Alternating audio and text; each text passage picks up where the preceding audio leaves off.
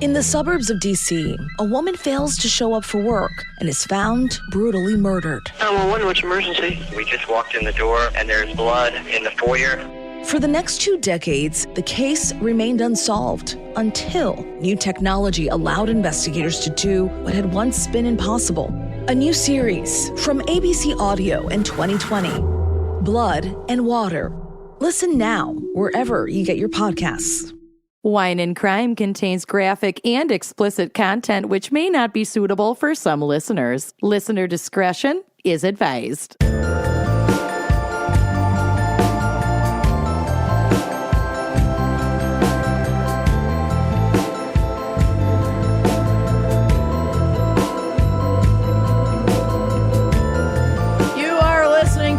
Crime, the podcast for two friends, chug wine, chat your crime, and unleash their... Oh! Is that Ray? Yes, Ray came to say hi. Their worst Minnesotan cat since. Oh, meow. Meow.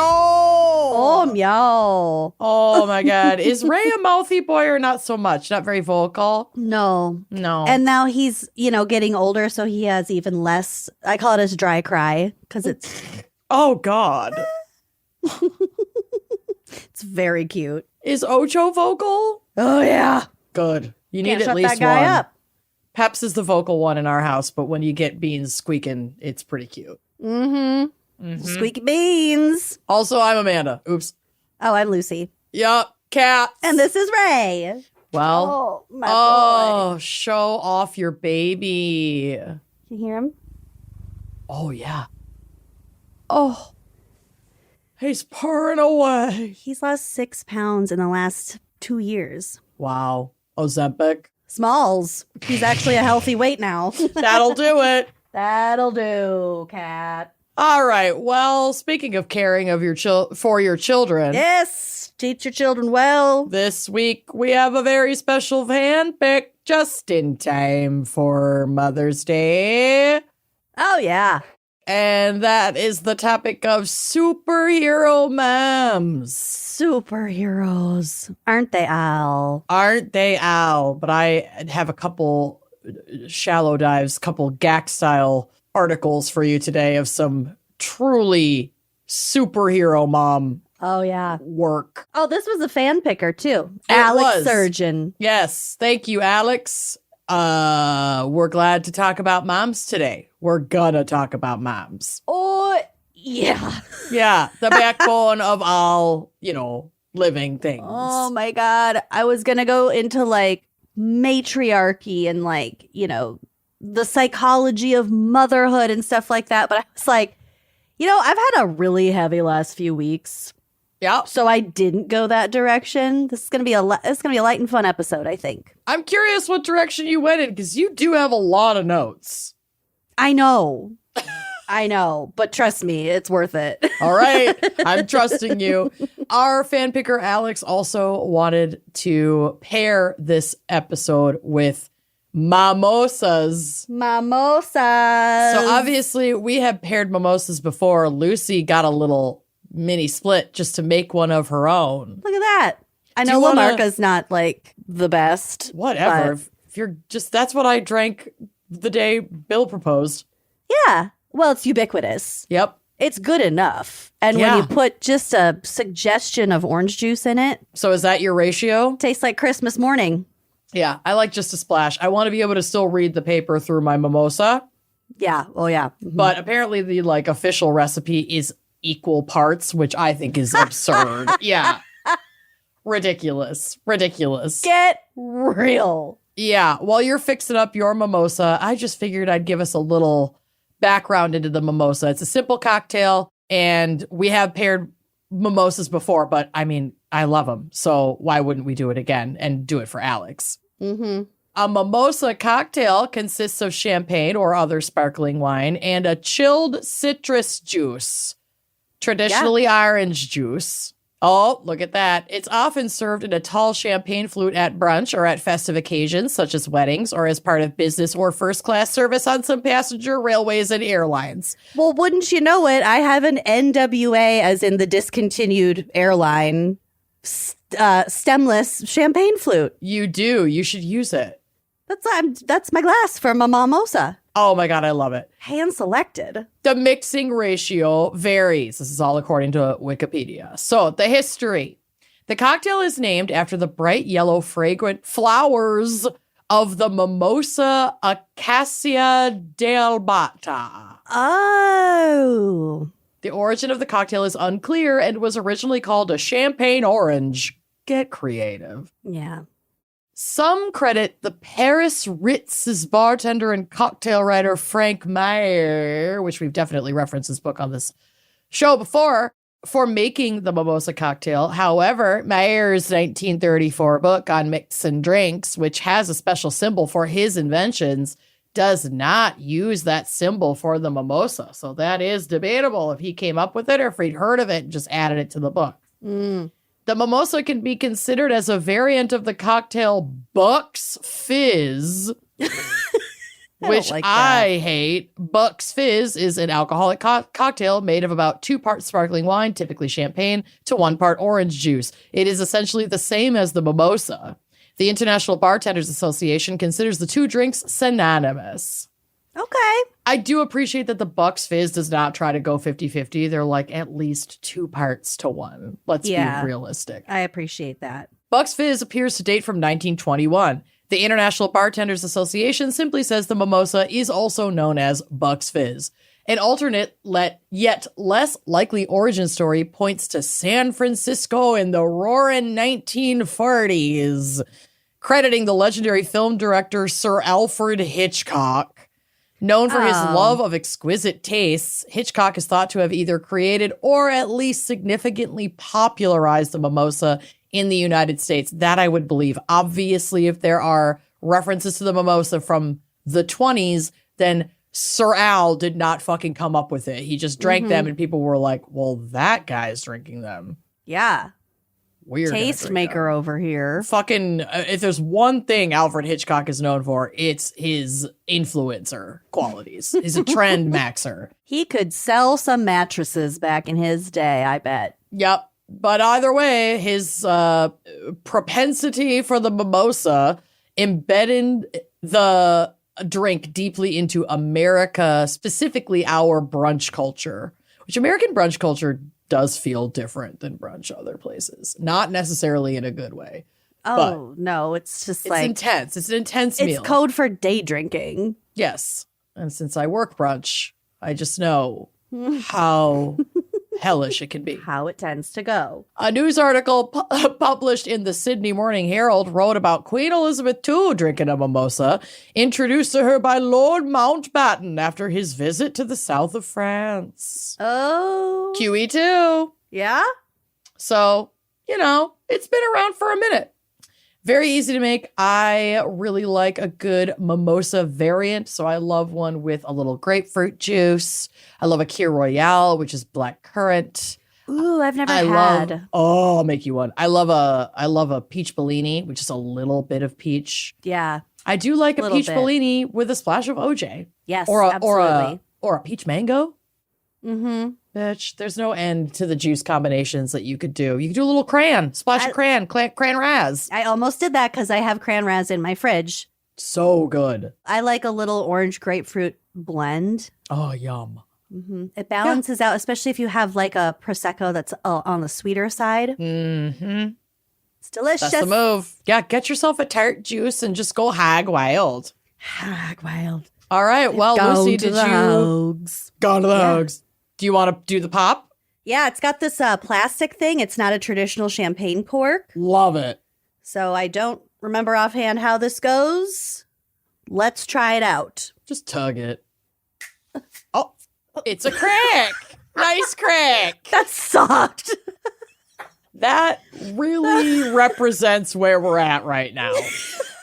That was really reflective of my joy for life at this particular. It's working. It's just not good. It's functional, but at what cost? I can't tell to what degree, to what efficacy. Nope. Meanwhile, I'm drinking Kirkland brand sparkling lime. Yum. Look how green that can is. So green. All right. I got my champ. I'm going to add what I consider to be an appropriate amount.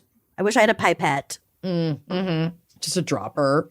Like, you can't read paper through. You know what it looks like? An Orangina. It's Yum. that color and that transparency. You could read through that. You'd be fine. Maybe. Yeah, maybe. You could read. Maybe. All right. Well, cheers to you as a mom and all the moms and all the people who show up in maternal ways in their lives. Mm-hmm. You are superheroes, and this one's for you, kid. This one's for you, Mom. Cheers. Cheers. Is it good? Yeah. Big fan? Like I said, tastes like Christmas morning. God bless. All right. Let's take a quick break to hear a word from our sponsors. Unless, of course, you're a member of Uncorked, where you're getting these episodes ad-free. Sure are. BRB. This episode is brought to you by IQ Bar, our exclusive snack, hydration, and coffee sponsor. IQ Bar protein bars, IQ Mix hydration mixes, and IQ Joe mushroom coffees are the delicious low-sugar brain and body fuel you need to win your day. And I cannot recommend highly enough the Ultimate Sampler Pack. This is a great way to try all IQ Bar products and flavors. You get 9 IQ bars, you get 8 IQ Mix sticks, and 4 IQ Joe sticks. And you can feel good about what you are ordering because all IQ Bar products are clean label certified and entirely free from gluten, dairy, soy, GMOs, and artificial ingredients. I do love that. I have a lot of people in my life with gluten sensitivities. I have a lot of soy allergies around me. It's a challenge sometimes. IQ Mix is one of my personal favorites. It's a 0 sugar drink mix that hydrates with electrolytes. It also improves mood and boosts your clarity. This is something I know as a type 1 diabetic, I can reach for. It's going to give me that quick, efficient boost of hydration. It tastes so good, and it's not going to spike my blood sugar levels. And if you're like me and you maybe at one time were a big coffee person, but now it just doesn't really agree with your stomach as much anymore as it used to. Hello. Can't recommend. Oh, girl, can't recommend IQ Joe highly enough. It's a mushroom coffee designed for mental clarity and packed with 200 milligrams of natural caffeine.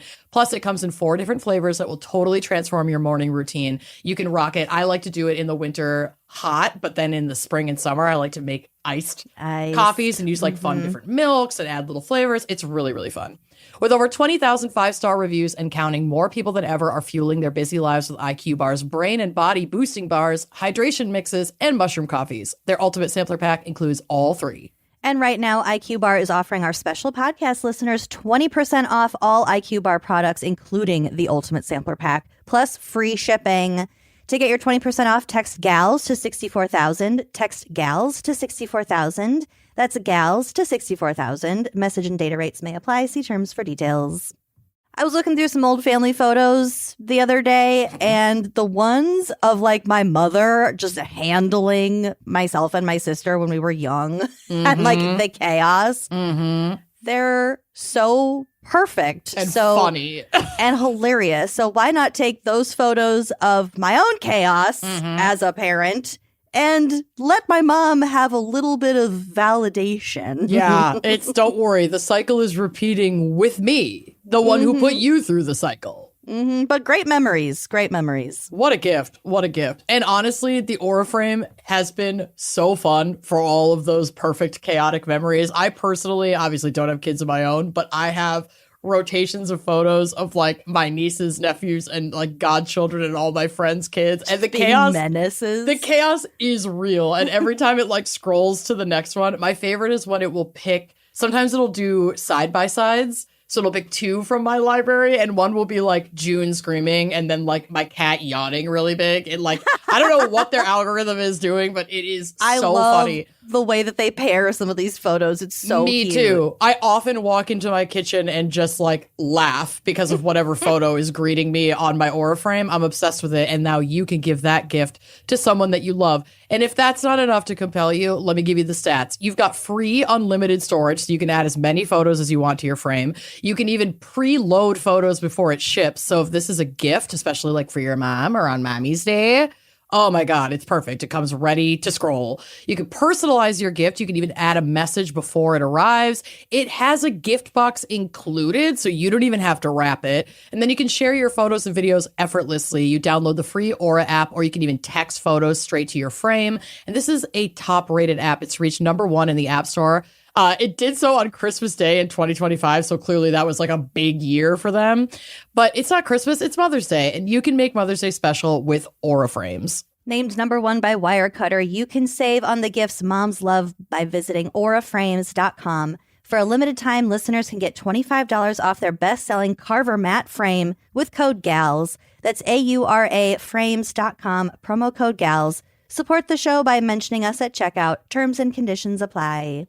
As we get older, we get a little more intentional about what we're wearing day to day. We're reaching for pieces that feel effortless, comfortable, but put together without like getting super deep into fast fashion or just like buying something for one thing. It just makes getting dressed a lot simpler. And Quince has been the go-to for that transition. The fabrics feel elevated, the fits are flattering, and everything just works without overthinking it, which is my favorite part. Their stuff is so cute, and it is so within your budget.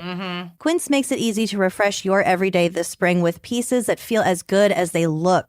They use premium materials like 100% European linen, organic cotton, and ultra soft denim. I know Amanda loves that denim. I really do. The jeans. I have so many pairs of Quince jeans. I love them. Yeah, and they're like $50. Yeah. So their lightweight linen pants, dresses, and tops start at $30 and are effortless, breathable, and easy to wear on repeat. I have the same shirt in, I think, 4 different colors. I wear it. I wear one at least once a week. It's spring, but I'm still wearing my cashmere sweater because it's like the perfect layer for this changing temperature. Yep. And it holds up so well. Everything at Quince is priced 50 to 80% less than similar brands. They work directly with ethical factories and cut out the middlemen, so you are paying for quality and craftsmanship, not that brand markup BS. So refresh your everyday with luxury you'll actually use. Head to quince.com/wine for free shipping on your order and 365-day returns. Now available in Canada too. That's QUINCE.com/wine for free shipping and 365-day returns. Quince.com/wine. So here's something wild that I don't want to think about, but it is a fact. Plastic doesn't just go away. It doesn't just disappear. It actually breaks down into smaller and smaller pieces that stick around in our environment. They're everywhere. Truly, and that is why Blueland is the GOAT, because Blueland makes dish, laundry, and other household cleaning products designed to reduce single-use plastic, and their cleaning tablets are 100% plastic-free and microplastic-free. Hello! They're independently tested to perform alongside major brands, and the formulas are made without dyes, parabens, or harsh chemicals, but let me tell you, they work. We've replaced all the cleaning products in our home with Blueland, and it's been amazing, and the scents are so nice.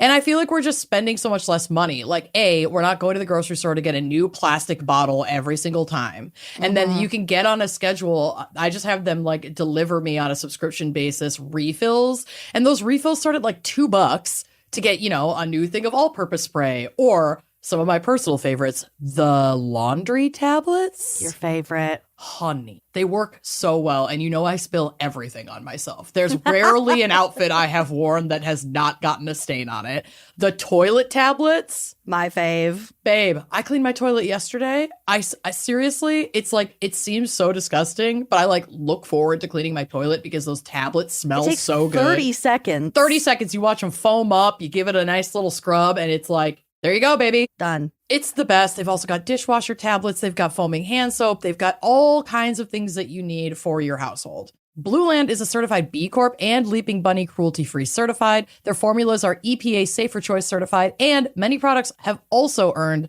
Cradle to Cradle's Gold Material Health Certificate. Make the switch today. Get 15% off your first order by going to blueland.com/gals. That's 15% off your first order at blueland.com/gals. Blueland.com/gals.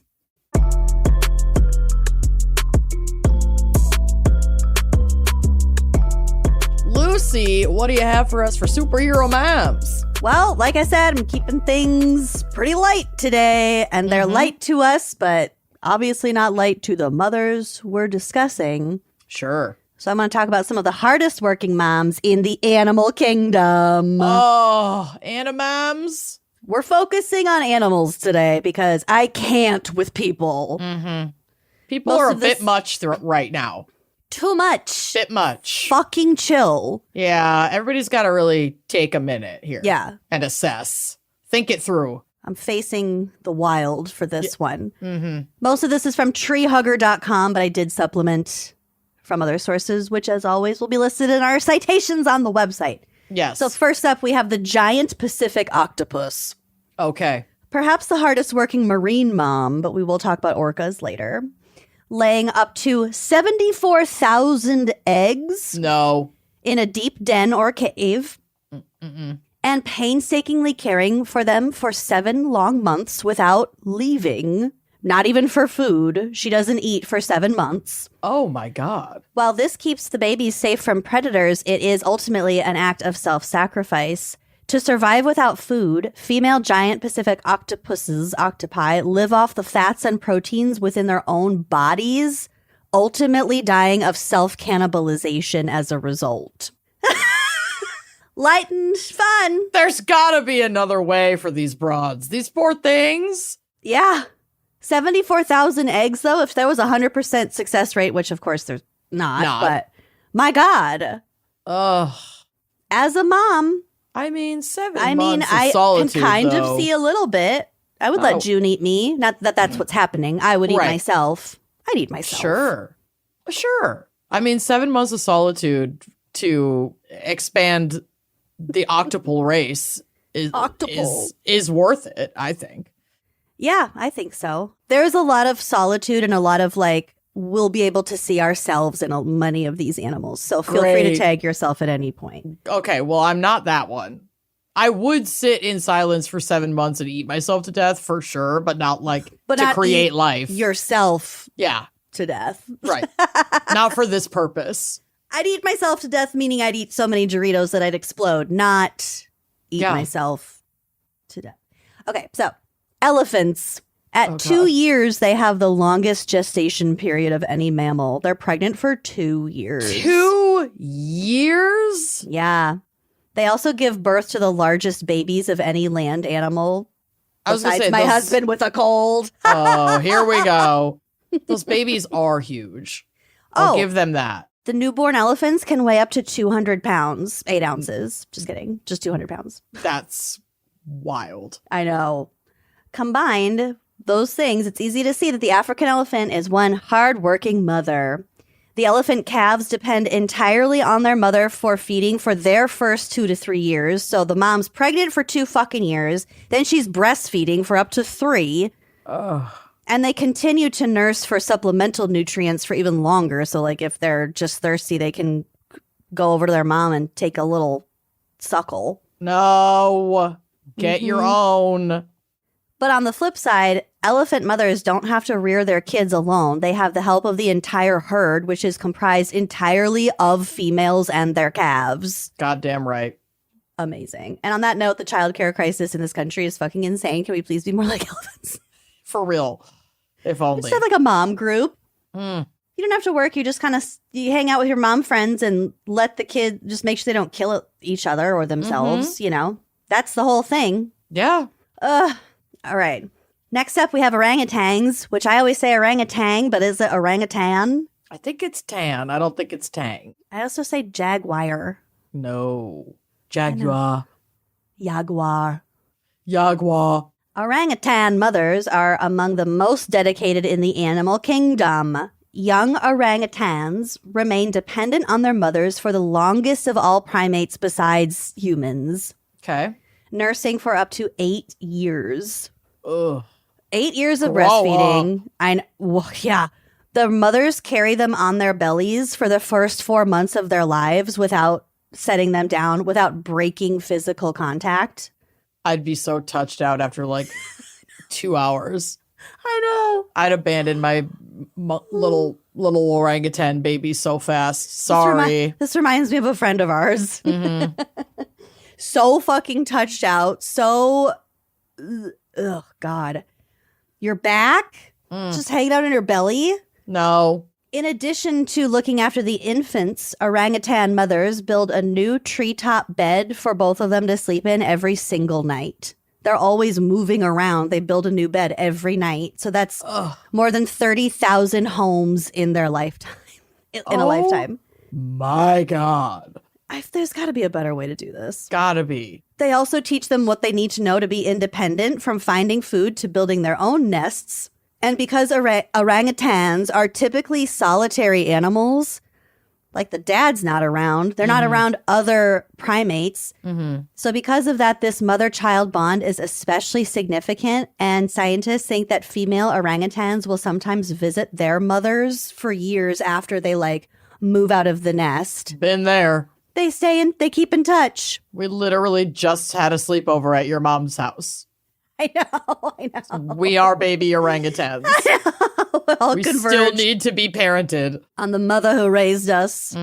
She made the best egg bake. Yeah, it was I'm very still thinking about it. Yeah, it was really good. That was a really good batch. It was cooked perfectly. She got us Papa Murphy's. Yeah, take and bake, baby. Oh my God, it was so good. We played the piano. All right, next animal is emperor penguins. Oh. So the birthing process is very equal between the mother and the father. So obviously the mother is the one who carries the egg, makes the egg, and she, in doing so, exhausts her food reserves. So after she lays the egg, exhausted, shivering, starving, she really, really carefully transfers the egg. You've probably seen this on nature documentaries. They kind of shuffle the egg from her feet over to his feet, and then he keeps the egg warm. Your turn, Pops. He'll incubate the egg while the mother goes off to walk for months. Yup. To gorge herself on fish to recover. That a girl. And then so she gets all of her nutrients back, and then she also eats a bunch of extra so that when she gets back, she just regurgitates it up to feed her baby. Which, yeah, so the father hatches the chick. Have you seen Happy Feet? Yeah, like a million years ago, but yes. Oh, okay. Well, it's like the mother's returning, and then they're I think they're meeting their chicks for the first time because the dads were the ones that actually hatched the egg. Well, yeah, they incubated it, but yeah. Well, I think it can still hatch while she's gone because she has to regurgitate it into the baby chick when she comes back. No, sure. Yeah. So She the dad hatches forms it inside of her. He incubates it until it hatches. And then she comes back. And then she and comes barfs back. in its mouth. And barfs in its mouth. Because that's the circle of life. That's the circle of life. And then the dad takes off to go get his fill. And then I don't know what happens after that. I think emperor penguins mate for life. Yeah. Yeah. Okay. I think they do. Okay, next. Adorable. I love this one. The strawberry poison dart frog. Oh, cutie. There's a picture of her on the drive. Oh my God. So first, she will lay her eggs on the rainforest floor. They live in Central America, so Costa Rica was one of the examples in the rainforest. Once the eggs hatch on the forest floor, she carries each tadpole one by one up the trees or up the plants, at least, to individual tiny pools of water. Oh. So if you think of those plants that kind of look like the top of a pineapple. Yeah. Tropical plants, and they have the red flower in the middle. Those, I think they're called bromeliads. So those kind of leaves, they catch little pools of water inside. So that's where the mom they're called nursery pools. That's where the mom takes, and she put one tadpole in each little pool that she finds. Sometimes climbing up to the tallest trees of the rainforest canopy to find a pool of water. That's so cute. And then for the next 6 to 8 weeks, she'll proceed to look after each nursery pool, each tadpole, and feed them her own unfertilized eggs until they metamorphose into a froglet. That's crazy.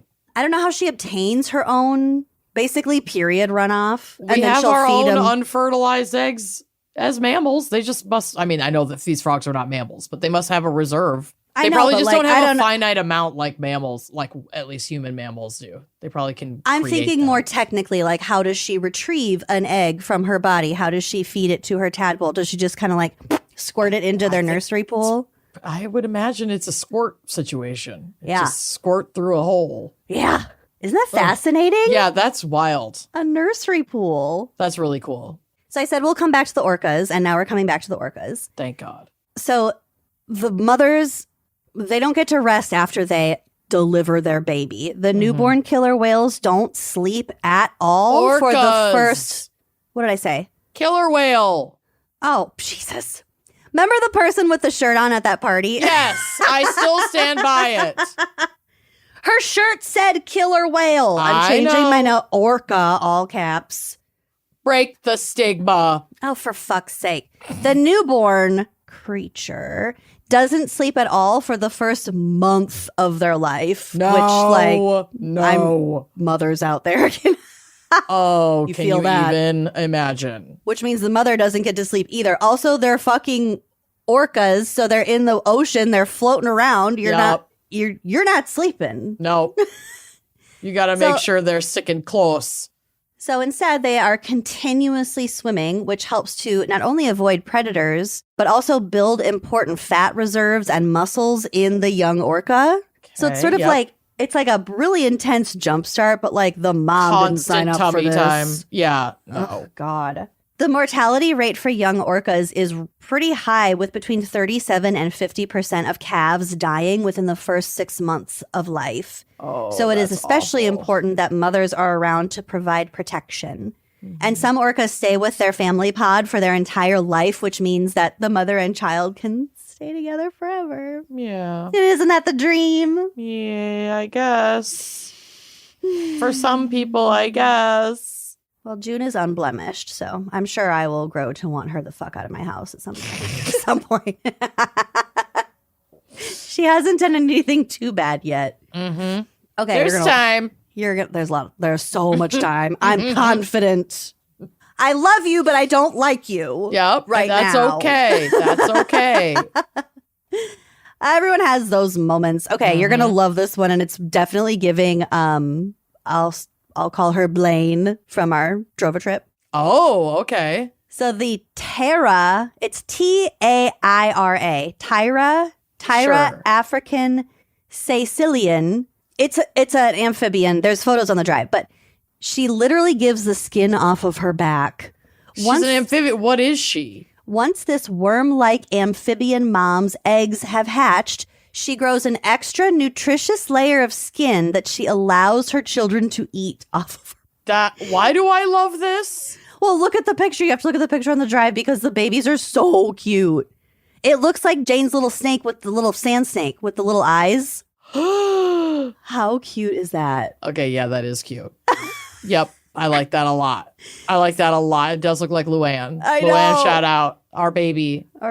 So the mother regrows this layer of skin every 3 days until her squirmy young become more independent. Wow. This behavior is called dermatotrophy.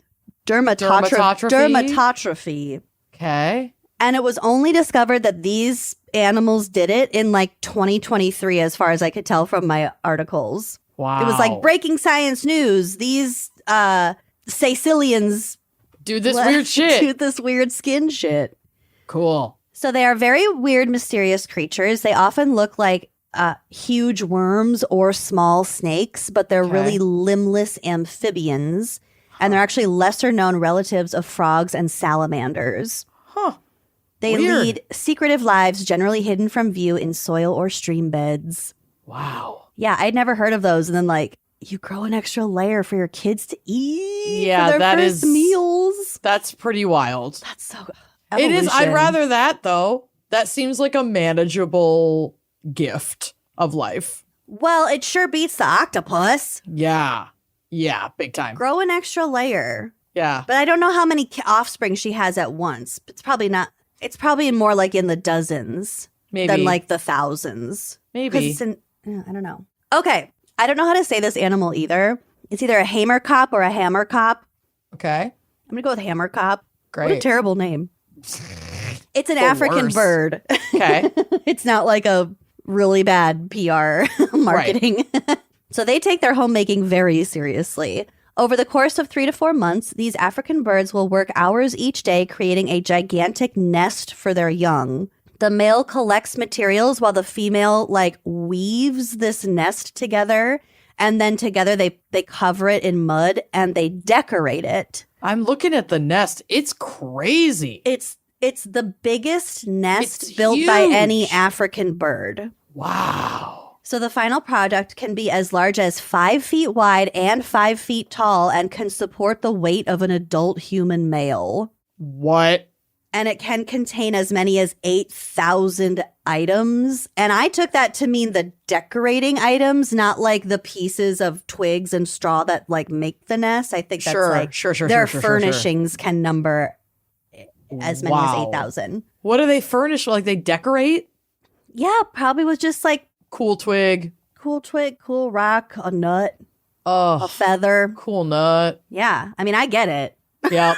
100%. I mean, that's actually genuinely why I'm asking. Yeah.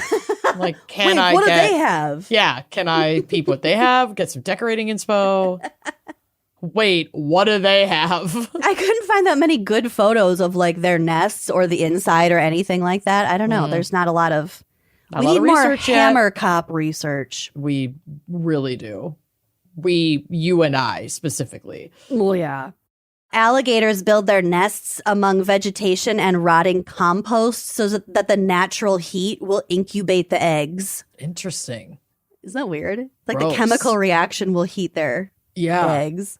Yeah. Okay, so to prepare for pregnancy, a female polar bear eats enough to double her own body weight, gaining upward of 400 pounds. Atta girl. Again, tag yourself. We Yup. can identify. Yup. Her next step is to dig a maternity den, usually in snowdrifts, where she will stay for the duration of her pregnancy, plus another 2 months after the birth of her cubs. Gotta recover. When all is said and done, the mother polar bear will have fasted for about 8 months. Ugh. Because once she's in the den, she's not leaving. Yeah. And then you have to get out and you have to find food not only for yourself, but your fucking babies. Mm-hmm. It's a bit much. And the ice caps are melting. Yeah. Anyway, fun and light. Hornbills, Oh, like Zazu from Zazu. Lion King. Little hornbill. Uh-huh. Kings don't need advice from little hornbills For a start. for a start. They have a very peculiar but undoubtedly safe nesting habit. The mother bird builds a nest inside the hollow part of a tree. When it's time to lay her eggs and incubate them, she seals herself inside with mud and fruit. Yes, leave me She the builds fuck a alone. whole door. Mm-hmm. But she leaves an opening that's just large enough for her baby daddy to basically drop Pass food McDonald's through. in through Yup. a Taco Bell through a hole. Yes, this is it. Yep. And then, like, when the chick is old enough, she'll break the wall down. But some hornbill moms will actually break out of the wall, maybe to just, like, go to fucking Target for a Yep. fucking minute. Be left alone for a goddamn hour. Yeah. And then she'll build it again when she comes back to keep the chick safe for a little Close bit herself longer. back up. Yeah. Mhm. Yeah. Okay, now we're getting into what I think might become a fixation. For you? Well, for both of us. Because Okay. I need to talk to you about macropod reproduction. So that's like what kangaroos and wallabies do. Yeah, the pocket Well, a puss. pocket is just a marsupial. Well, everything happens in the pocket. No, it doesn't. And that's what I'm going to tell you. Ew. It's so fucking weird. It reminds me of mud skippers. No. So kangaroo females, they get pregnant in the regular way that mammals do. Mm-hmm. She Bump will, and Uggs. she will shed an egg from her ovary. It goes down the fallopian tube where if it meets with a sperm, the egg is fertilized and then it embeds itself in the walls of its mother's uterus. That's the regular mammal way to do it. Mm-hmm. But the difference is there is no placental connection formed.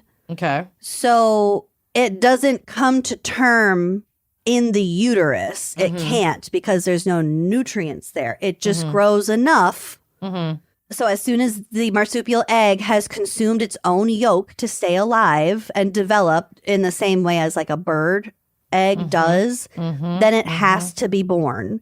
Okay. So for a kangaroo, her pregnancy is only 28 days long. Okay. The pregnancy. Yeah. At the end, the expectant mother takes up a sitting position and grooms her pouch on the front of her belly. Okay. Somehow, this triggers the baby to emerge from her cloaca, her butthole. Her butthole and a butthole and a cloaca are not the same thing. I don't think. Well, it's not a vagina. It's a hole at the base of her tail. Okay. And That's they call fine. this a cloaca. That's The they call it infant- that? Yes. That's crazy. The infant is only about the size of a lima bean. No. It's very pink and largely underdeveloped or undeveloped, except for its two tiny little front arms, which allow it to climb up its mother's abdomen No. and into the pouch. Nope. Goodbye. It takes about 3 minutes for No. it to go from the cloaca to No. the pouch. No.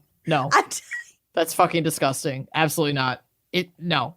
Especially with those like anti-abortion, like your baby has fingernails. Yeah, it's crawling up my cloaca right the fuck now, and I wish she wouldn't.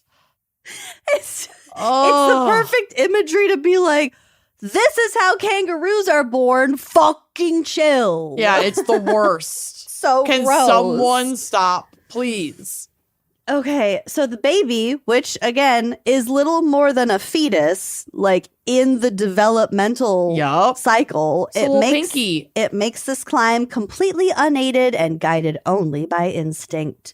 It's the climb. It's always gotta be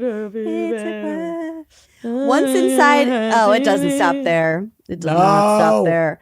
Once inside the pouch, the baby finds one of its mother's 4 nipples and takes the end of one in its tiny little fetus mouth. But the baby doesn't have the muscles to suck at this stage because, again, Because that baby a fetus. sucks. Yeah. Instead, the nipple swells inside the baby's mouth so that it can't disengage, and then the milk is secreted just slowly into its mouth. It hooks on in such a way. Yeah? What way? What way does it hook on? The nipple fills its mouth, To the seeping. and then it just excretes. Later, once the baby's jaw is more developed, it will be able to disengage and suck at will. Oh, good. But the amazing stuff doesn't stop there, according to this article. Once mom has given birth, she will mate again and become pregnant she will become pregnant again even while she has this underdeveloped pouch-dependent Joey in her pouch. Why? Leave So her she'll alone. But this baby won't be born after 28 days like the first one. She will it'll stop growing. It'll just stay frozen in like the tiny little embryonic stage. Why? What's the point? Because Till next time? there's only enough for one baby to be in the pouch at one time. So she just puts it on deck? Yes. And how long can it survive in that preformed? Okay, it says, instead, the second baby develops until it's a bundle of around 100 cells, so it's almost nothing, and then it stops growing. It just sits there and waits for the tenant in the pouch to vacate. This ability to suspend a pregnancy is called embryonic diapause, and almost all kangaroos and wallabies are capable of doing this. What the fuck? That's wild. The advantage to this is that the mom can replace a joey very quickly if she loses one. Wow. And that's why it said that the same female can have up to 3 offspring simultaneously and at different times. So she can have an embryo on deck in her uterus.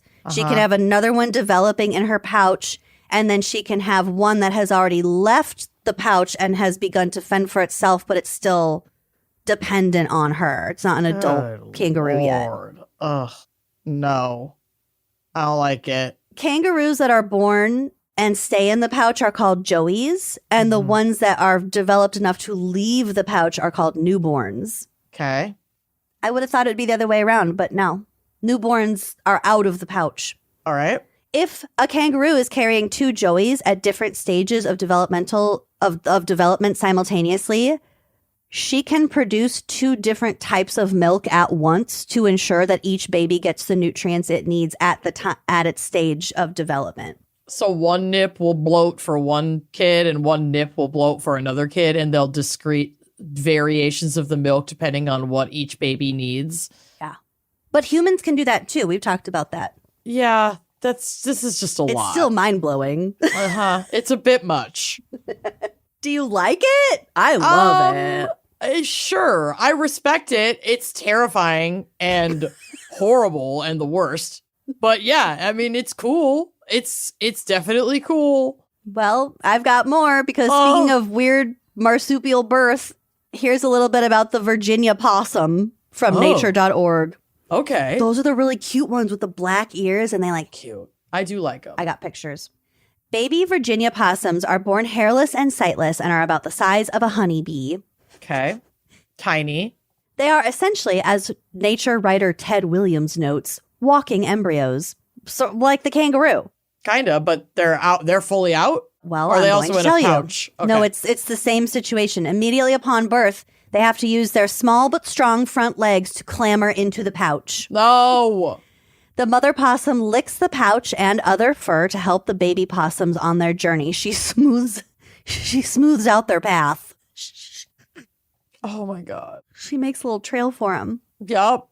Many still do not make it. Once inside the pouch, life gets no easier. A possum litter may consist of 25 babies, but a female the mother only has 13 nipples, not all of which may provide milk.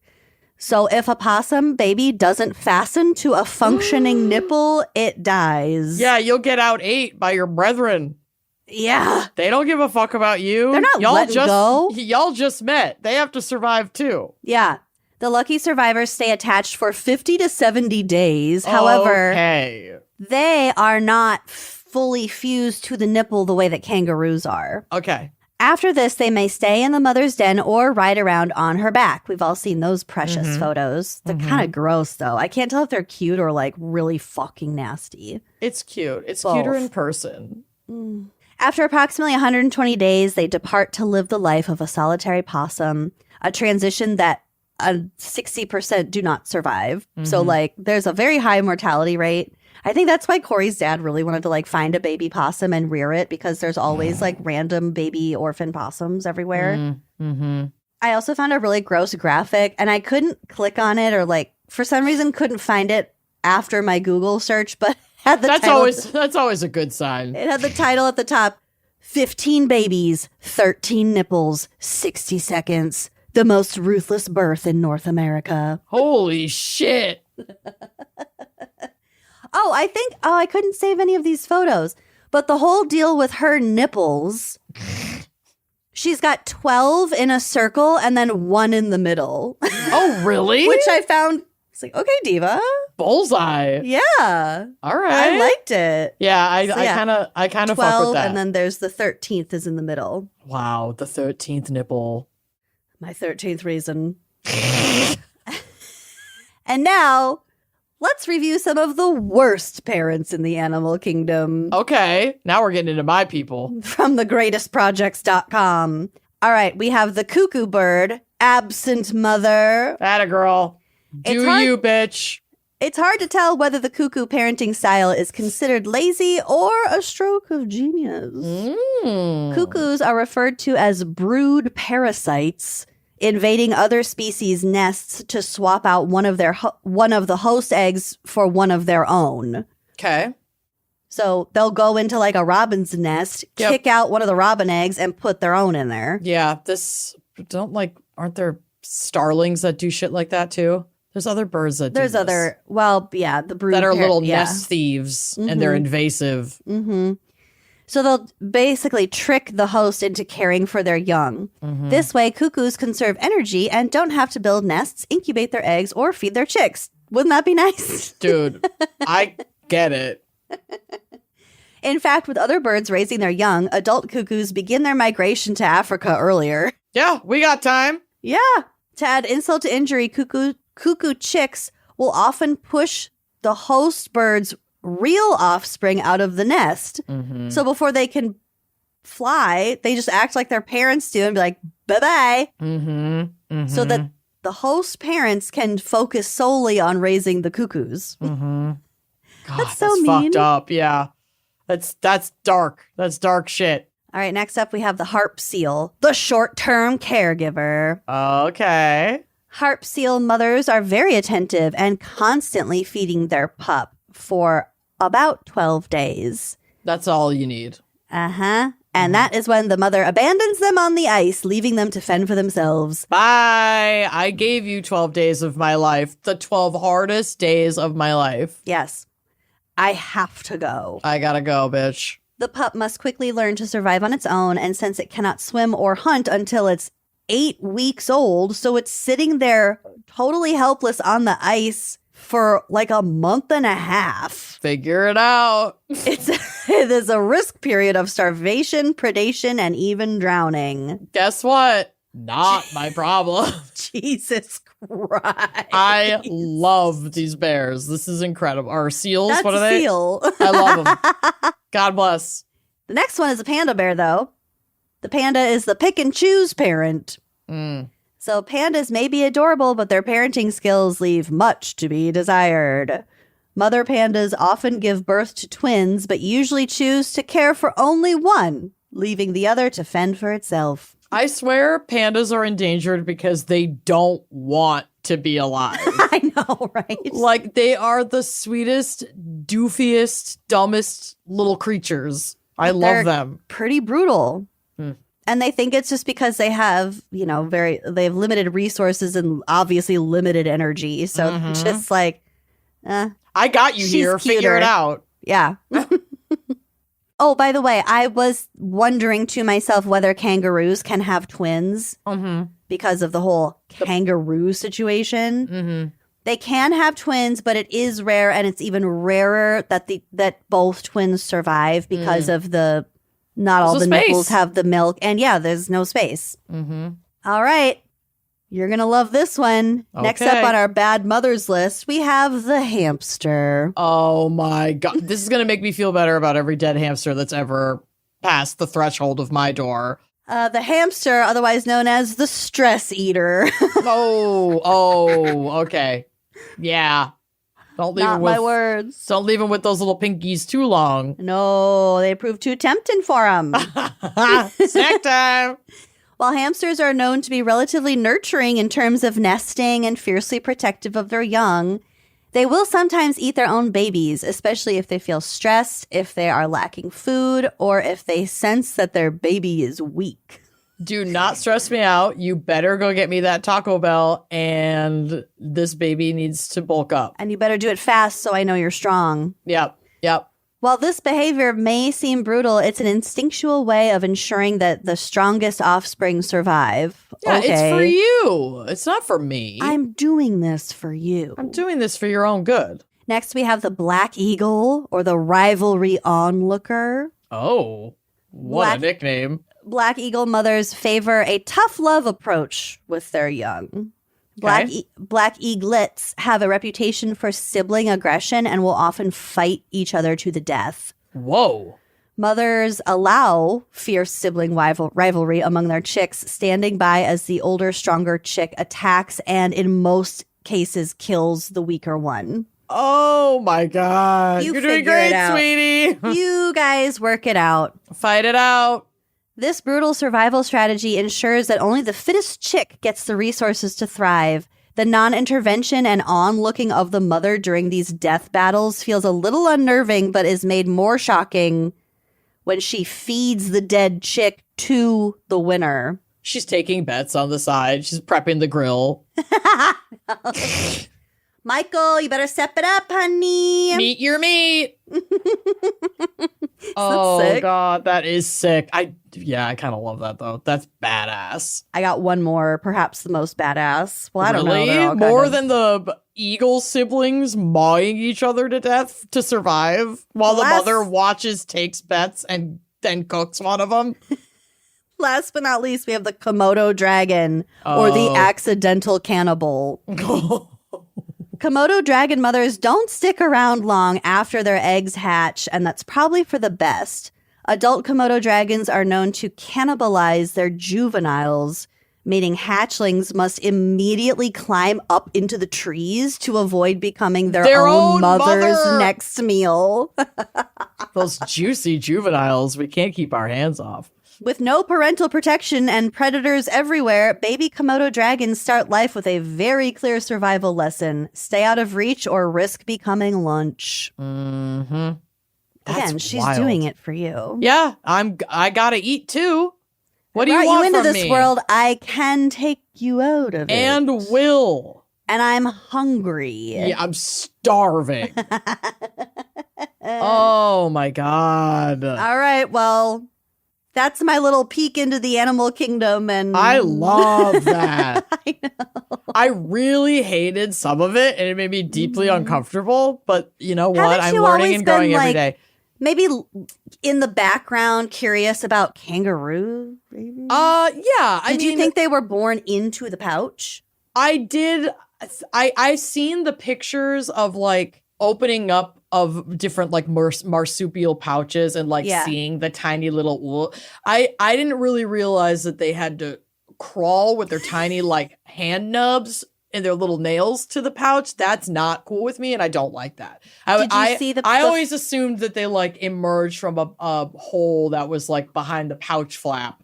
Oh yeah, and were just like shat through the belly button, like that. There's like a belly button to the pouch. Yeah. Situation. I can see why you thought that's how I had divined it in my brain. That's not not how it is. Before we move past the subject, I want you to go to my photos and look at the one labeled newborn day 1. I see it. That's what's crawling up the mother's abdomen from her cloaca. That little thing. Absolutely not. It's so small. It's sick. It does look like a pro-life poster. It really does. Yeah. And it's making me not want to keep it. I'm going to tell you right now. This pro-life poster is doing the opposite of what I think it was intended to do. I'm ready to burn that thing to the ground. That thing's nasty. Hate it. Hate it. All right. Well, that's my segment. I hope you have learned something. I sure did. Let's take a quick break to hear a word from our sponsors, and then we'll dive into a couple of superhero mom story times. Sounds good. If a genie blessed me with 3 wishes, let's be real, I would use all of them to make Beans live forever. Okay, Beans is my cat. We all know I'm unhealthily obsessed with her, but obviously I can't do that. That's not a thing that exists as far as I know. So the closest thing I can do is feed my cat Smalls. Smalls is fresh, human-grade cat food that does so much more than just feed your cat. It helps them live a full, healthy life and maybe makes them like meep at the refrigerator because they get so excited about their food. They want their soupies. Mm-hmm. Most cat food out there is made with meat byproducts, cheap fillers, and artificial ingredients. Like, you know what I'm talking about. You can basically smell it right now. Yep. It's like stuff that is not great for your cat. It's like just junk food for your cat. Mm-hmm.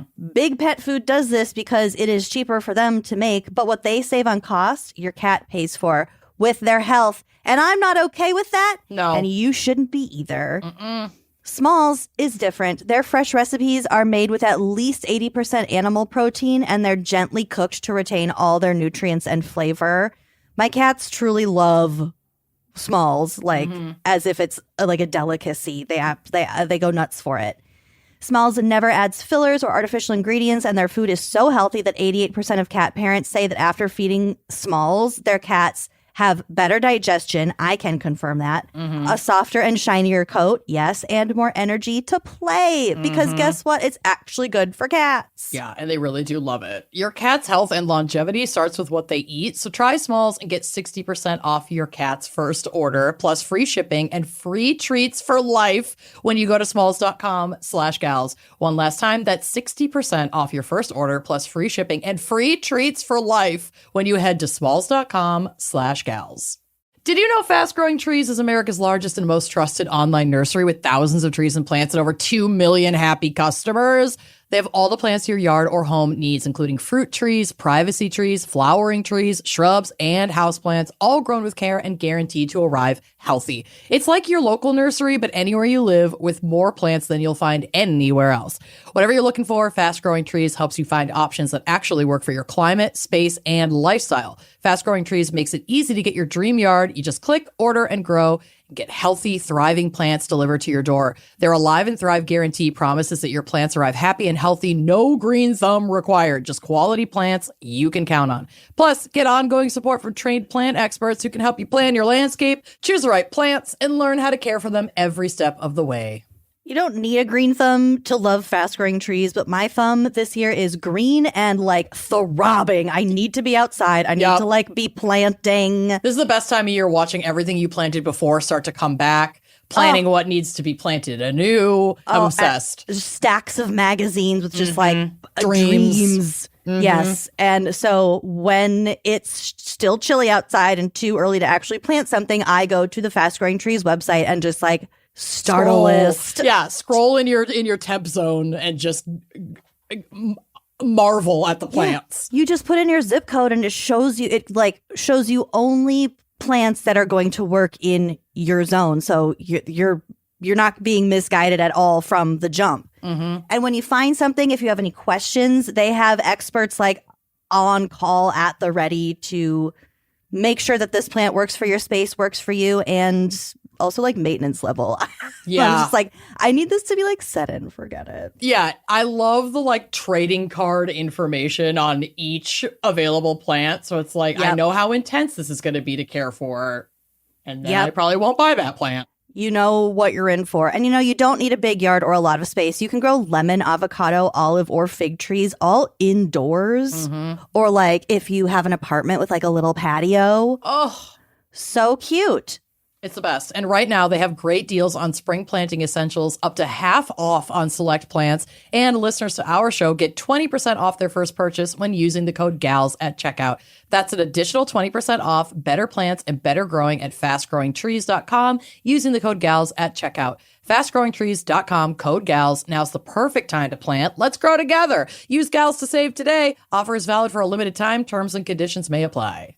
Spring is a natural reset point, and if you've been putting off cleaning up the messier parts of your business, now's the time. Streamlining your communications is one of the quickest and easiest upgrades you can make, and that's why today's episode is brought to you by Quo, spelled Quo, the smarter way to run your business communications. Clean it up, honey. Clean Detangle. It up. Let's go.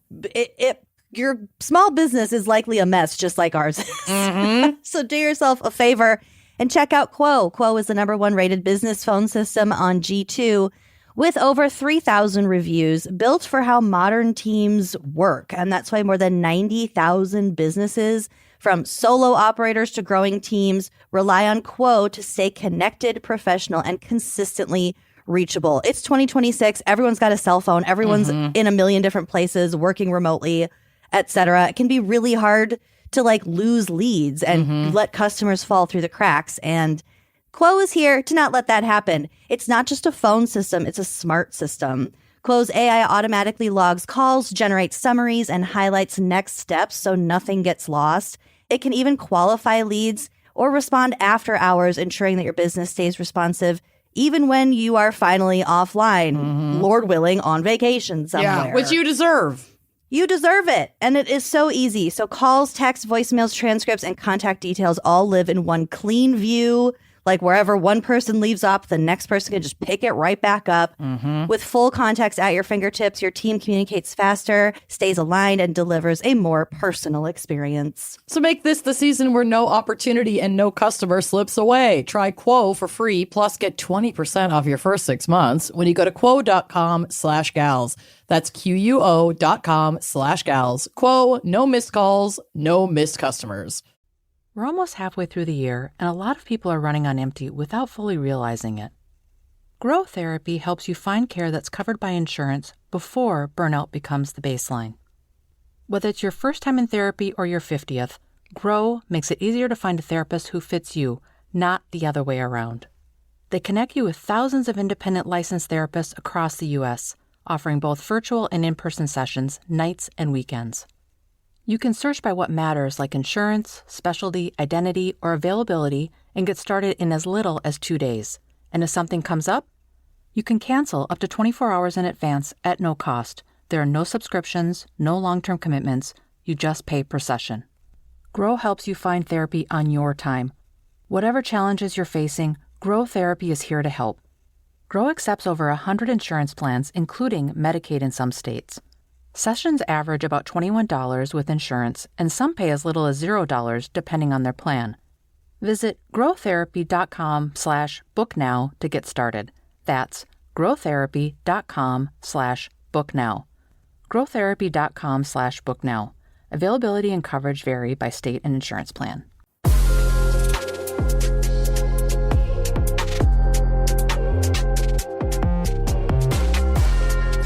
Okay, I have 3 news articles, GAC style, for you today.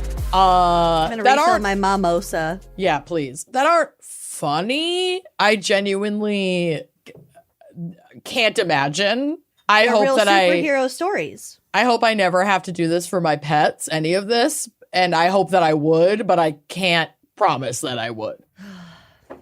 Okay, this first one is from Facts 40 from December of 2014.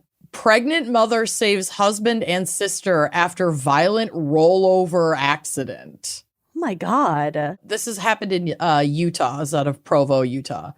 A Provo woman is being credited for saving her husband and sister after the family was in a rollover accident while traveling to Colorado for Thanksgiving.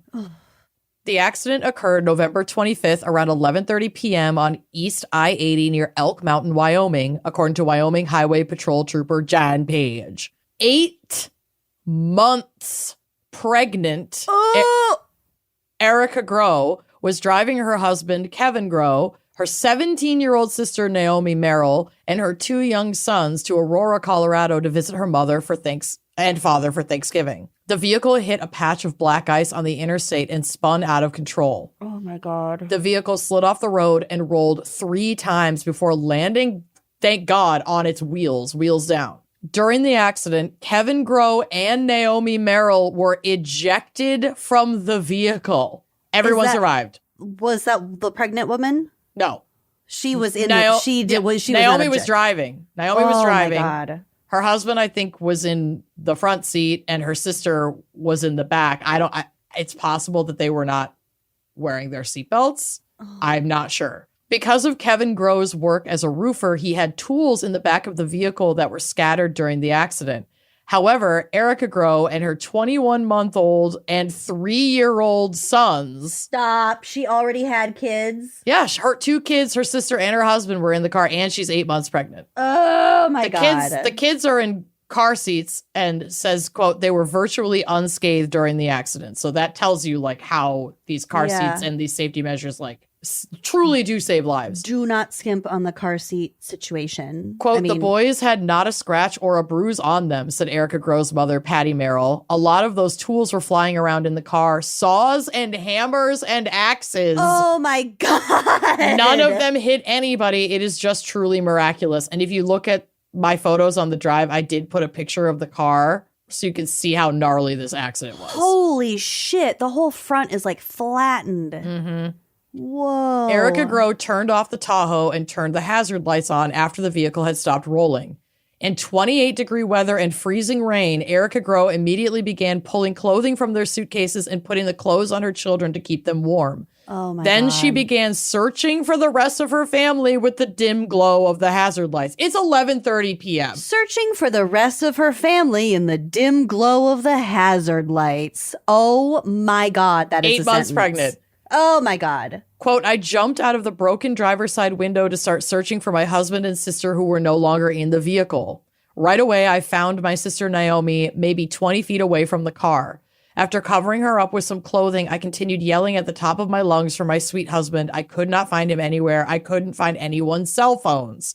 Erica Grow ran to the highway and began flagging down vehicles. Eventually, a vehicle with 3 men stopped and they called 911. Emergency responders arrived and located Kevin Grow about 75 feet away from the vehicle. All 5 family members were transported by ambulance to the Carbon County Memorial Hospital in Rawlins, Wyoming. Kevin Groh and Naomi Merrill both received serious head trauma during the accident, and Kevin's spleen had ruptured, requiring emergency surgery. Kevin Groh and Naomi Merrill were both airlifted to the University of Utah Hospital. As far as I know, they made it through surgery and they survived. I don't know what their quality of life is now, but everybody lived from the accident. I'm telling you, pregnant women and mothers don't get in the way. I know. The capacity for like strength and fearlessness and like quick thinking. And the fact that the first thing she did was go into the suitcase and get some clothes to put on her children so they don't get cold before she goes to look for her husband's body, living body, but fucking nuts. Erica Groh began having contractions and the doctors were afraid she would go into premature labor. But her baby is fine, her mom Patty said. It's just a miracle. She had an ultrasound Monday and the baby's doing great. And we actually got to see him smile at us during the ultrasound. It was amazing. That's the most joy we've felt since the incident. Jesus Christ. Kevin Groh and Naomi Merrill remained in the intensive care unit at the U Hospital as of Tuesday evening. But Patty Merrill said Kevin Groh had shown a lot of progress and they have hopes of him being moved soon from the ICU.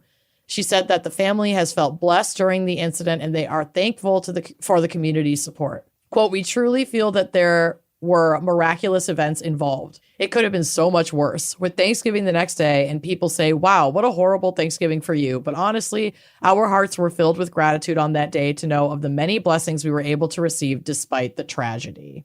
Might have been, in some ways, the best Thanksgiving because your family's alive. Yep. Oh, my God. Can you imagine? She, 8 months pregnant, crawled out of the window of the car after it rolled 3 times, checked on her kids, saw they were fine, got the clothes to keep them warm, found her sister, covered her up. Looked for everyone's cell phones. Couldn't find her husband, ran to the street. Flagged down a car. Yep. Flagged down a car on the highway and got everybody and got rescue for everyone. Within a matter of minutes. Yeah. This sort of reminds me. So on my drives this weekend to and fro Minnesota, I was listening to an audiobook called Whack Job. Yeah. It's called Whack Job, A History of Axe Murder. It's by Rachel McCarthy James. And it's so interesting because each chapter goes into like a specific type of axe, and also like hatchets are axes, hand axes are axes. So like through like the Iron Age all the way, what they talk about, Valiska and all this stuff. And one of the stories she talks about is this like, it's the daughter of Eric the Red. So it's like a Viking, folklore sort of, but they're still based on real, these people did exist, but the stories about them are, obviously somewhat embellished. But there's a story where she is in Iceland. She has come over to Iceland to like take it over and establish a new colony of like her people. Not Iceland, Greenland. Sorry. She goes over to Greenland from Iceland. And these native Greenlanders are like chasing after her and her soldiers who are all men. She's just like this female leader. She's heavily pregnant, quote unquote. All of her soldiers abandon her in her tent to flee because the indigenous people are coming to like get them the fuck out of off their land. So she grabs her sword and she's just in her dress, barefoot, and she's trying to catch up to her soldiers, and the perceived enemies are coming at them. So she climbs on top of a rock, pulls her dress down to expose her tits, slaps her chest with the flat side of the sword, and just like kind of bellows like ah, and she's very pregnant, and they get so scared that they run away. Okay. That's the legend, but it's an excellent crazy visual. Yeah. Just unsheaths this huge sword, just bangs it against her own chest and her big pregnant boobs and her big pregnant belly. Ah! They're like, we are not gonna fuck with you, lady. I mean, that is badass. I wish she wasn't the literal colonizer in that story, but that is badass. Colonization, unfortunately, is the backbone of everything. The backbone of many stories. So, damn. It was just the vision was exceptional. All right. Well, slap that titty because I got another one for you. Another reason that you will not want to live in California. We already know you don't want to because of the fault. Yep. This is from People Magazine, and this is from 2021. I'm going to skip the headline because we'll get to it. Okay. But basically, a mountain lion has been killed after brutally attacking a 5-year-old boy in his own yard. Well, the boy is fine. Okay. The child was ambushed by the 65-pound wildcat around 10:45 a.m. on Thursday while in the front yard of his home near Calabasas, according to the California Department of Fish and Wildlife. Damn. Captain Patrick Foy, a spokesperson with the CDFW, told the Associated Press the mountain lion, quote, dragged him about 45 yards before the boy's mother came to the rescue. Holy shit. That'd Quote, be so scary. She ran out of the house and started punching and striking the mountain lion with her bare hands and got him off her son. Calling her a true hero for saving her son's life. She just beat the shit out of it. That's incredible. Drop it. Drop it. it. The boy suffered what Foy described as significant injuries to his head and upper torso, but he was in stable condition at a Los Angeles hospital. I bet that mountain lion just grabbed him by the head and was Probably dragging him. While clearing the scene under department protocol, CDFW investigators discovered an aggressive mountain lion crouching in the corner of the property. Foy said the animal had its ears back and hissing when it was found hiding in the bushes. With Quote, a black eye. Probably. She sucked She him punched so it. hard.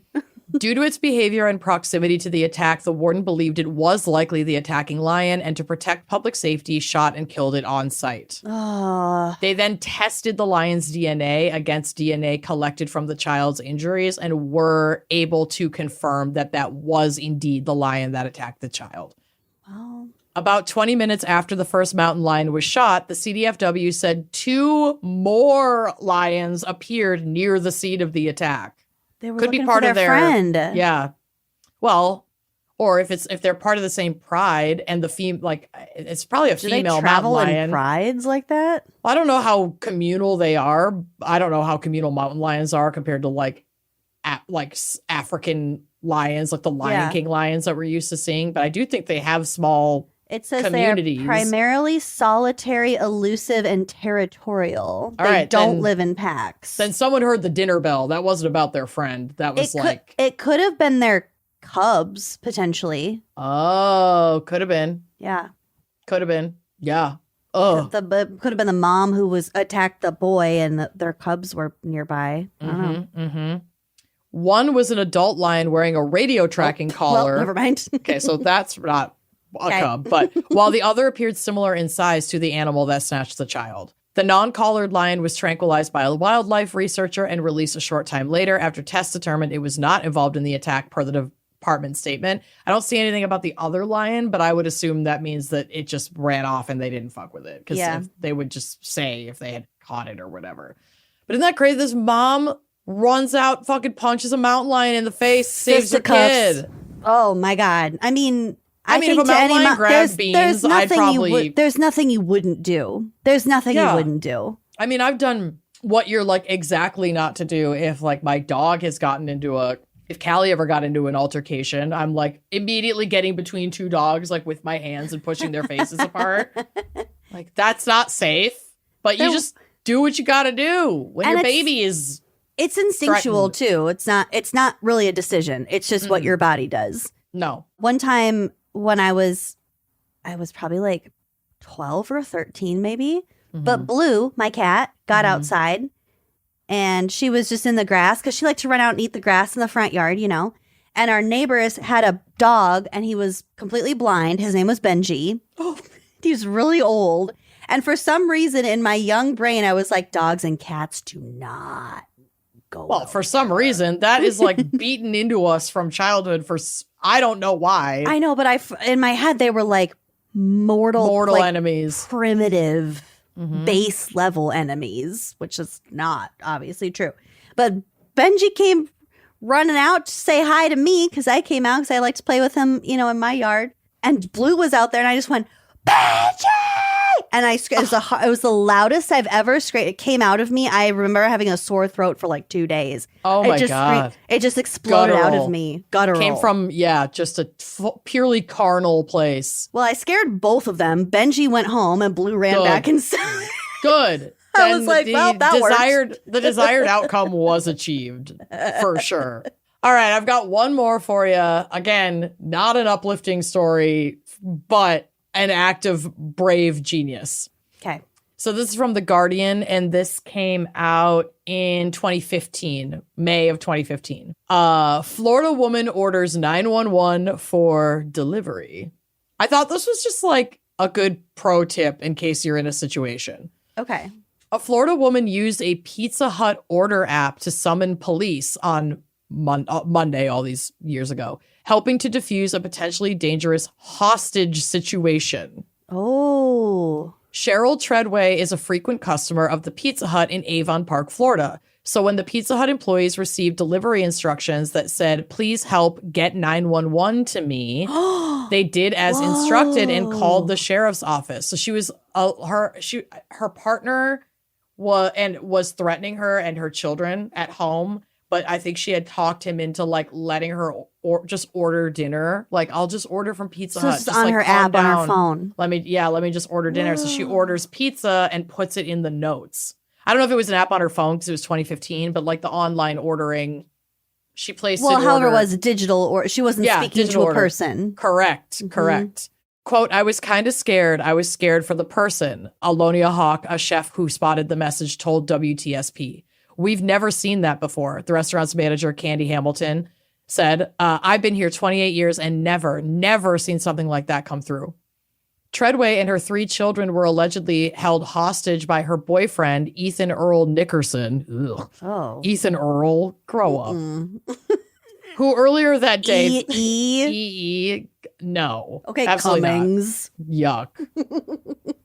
Who earlier that day threatened her with a knife and took away her phone. After accompanying her to pick up her children from school, Nickerson allowed Treadway to order a pizza. When placing her online order, Treadway wrote, please help get 911 to me as delivery instructions, and wrote 911 hostage help ! All one word in the order. Oh, God. That's very brave. That's very, very brave. And it's brilliant. Yeah. So one of the responding, and I don't know if he was actually a responding officer, but one of the officers who like oversaw this case said, quote, I don't know if I would have ever thought of it. I mean, it's just something that she did so naturally. The boyfriend never knew about it until he saw us coming around the corner. Lieutenant Curtis Ludden told WFLA. This, I couldn't help but kind of laugh when I fucking read this. This cop is like, it's moments like these in law enforcement that you get to help people, actually, that makes you feel good. It's like, that you actually get to help people, serve and protect. On the rare occasion that you have actually helped someone by just taking a note seriously. And actually, like, yeah, okay, they came and arrested the guy. But the people who put themselves in the most danger in this situation were this woman who wrote the note, and then the Pizza Hut employees that took it seriously and made sure that police went to their house. Because also, the Pizza Hut delivery person doesn't want to walk into that situation and not, like, that's one of the most dangerous jobs in America, by the way, is pizza delivery. Jesus Christ. Muggings, shootings, stabbings. It's nuts. It's not a safe job. And they're doing it. Pizza crimes already. I know. But I just thought that was funny. It's like, it's moments like these when you actually get to help people as a police officer that feels so good. Yeah, I fucking bet. So glad you got your moment. That made your career all worth it. Yeah. When the police arrived, Treadway and one of her children greeted them outside of the house. Treadway informed the police that her boyfriend was inside with her 2 other children and that he had a knife. His first words were, of course, this is a quote, I'm not coming out because I know I'm going to jail, Ludden said. Yeah, you are. The police believed that Nickerson was high on meth at the time of the hostage situation, according to WFLA. It took them about 20 minutes to convince him to come out and to safely remove the other 2 children. Treadway and her children are safe. Nickerson was arrested and charged with aggravated assault with a weapon without intent to kill, battery, false imprisonment, and obstructing justice by depriving communication to law enforcement. So taking her phone, holding her in this situation. I'm glad he like actually got charges for this and that this woman and her children are safe. Because this is the kind of shit that's like all too common is And it's violence like from someone who everything lives in the else. house. Like everything else, it escalates. This isn't It the escalates. first. He's not just having a bad day. No, and it makes me wonder, it's like, He's been okay, abusive for a long time. have the cops heard about this before? Have the cops been to the house before? Is, you know, it's just like, yeah, if you need help, I guess order pizza, because that's going to be the most efficient way to do it. But my God, I mean, obviously you can call the police if you need help, but like, I just thought this story was wild. That this woman was super fucking brave and really smart in a very tense and scary situation. Yeah. Where you're doing everything you can to protect your children and yourself, because without you there, you don't know what happens to your kids. And yeah, she clearly like leaned into the relationship she has with her boyfriend to be like, okay, I don't have my phone. I just want to get us fed. Just let me order some pizza. Yeah. What do you want for dinner? Like, we'll talk this out. And then she got help. I just think that was brilliant and quick thinking. And I imagine that it can be really scary when like you see your children in danger, you know, you're flooded with adrenaline, and you like, sometimes what seems craziest to me is the like not reacting and staying calm and like puzzling out a situation a lot like this woman did. Whereas like, I'm telling you, but it's not a comparison, obviously. No, but like you see a mountain lion come grab your kid, you're going to punch that fucking mountain lion in the face. And that's like you all know, instinct. generally speaking, mothers are women, and women have been protecting ourselves since men were invented. So that instinct is just turbocharged. And as we saw with like the poison dart frog of Costa Rica, the strawberry poison dart frog, she will do anything to not even like protect her kids, but like ensure that they make it to be frogs. And like I said before, evolution is fucking crazy. And there is like a spark. I mean, I felt it like, what if, you know, I thought June was going to run out into traffic in front of a car. It took hours for my heart rate to get back to normal. Nervous system regulation after something like that. Fucked up. It's something, it's not unique to mothers. I'm not going to like say, oh, well, mothers are the only things capable of this kind of emotion, because that's not at all what I'm saying. But it is you are a different level of like, don't fucking touch my child versus don't touch, you know, my best friend. Yeah, That's you're wired. not the same thing. You're wired differently to react in that protective way. I definitely get that. Yeah, it's really crazy. Wow. And it's part of why I don't want kids, because I don't want to love something that much. That's too scary for me. No, the thank you. ROI is not there. Not enough for me. That's for goddamn sure. Promise you that. Y'all's kids are cute. I love all the moms. Oh, God, you're such a good auntie. Hey, look who came to visit. Oh, My Ocho? other one. I love him. The All other right, one. Ocho. He's only loud when he's hungry, though. Ocho, you want to sign us off? Want to say hi? Oh, God, you stink. Okay. Well, I'm going to put him down. Yep. Permanently or just out of your life? Oh, you stink. I'm going to put him down. You'll find out next week. We'll see you then. Thanks for listening. Bye-bye. She's not going to kill her cat. You guys calm down. Everybody calm down. Probably not. I've been through a time. We'll see. Yeah, April's not over yet somehow. Anyway, we have to go. We love you, though. Thanks, Alex. Bye. Thank you, Alex. Thanks, all the moms. You're superheroes. We fucking love you. Go lift a car. Or don't. Bye. Seal yourself in your nest with mud and fruit. And your trinkets. With a hole big enough for Taco Bell. Bye. Thanks for listening to Wine and Crime. Our cover art is by Danielle Sylvan. Music by Phil Young and Corey Wendell. Editing by Jonathan Camp. Our production manager is Andrea Gardner. For photos, sources, and other resources, head to wineandcrimepodcast.com. You can follow us on all the socials at Wine and Crime Pod.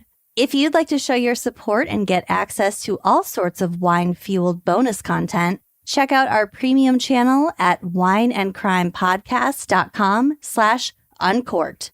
Cheers!